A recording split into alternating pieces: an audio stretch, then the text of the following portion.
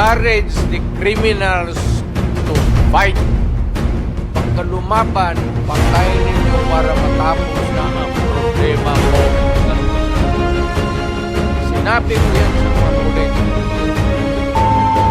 Kayong mga pulis, pag pumasok kayo dyan sa lugar, at sinabi ko, ito, prangkahan tayo, encourage the criminals to fight.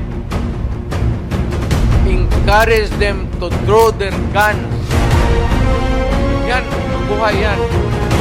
Ayan ang sila, yan ang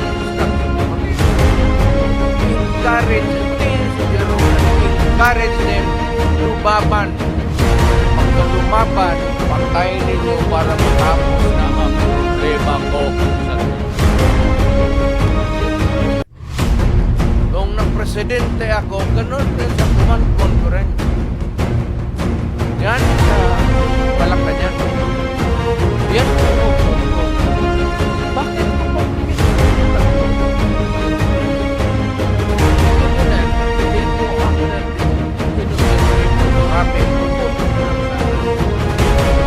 aakyat ng bahay. Aakyat ng bahay. Magnakaw. Rerapin yung bata. Rerapin yung babae.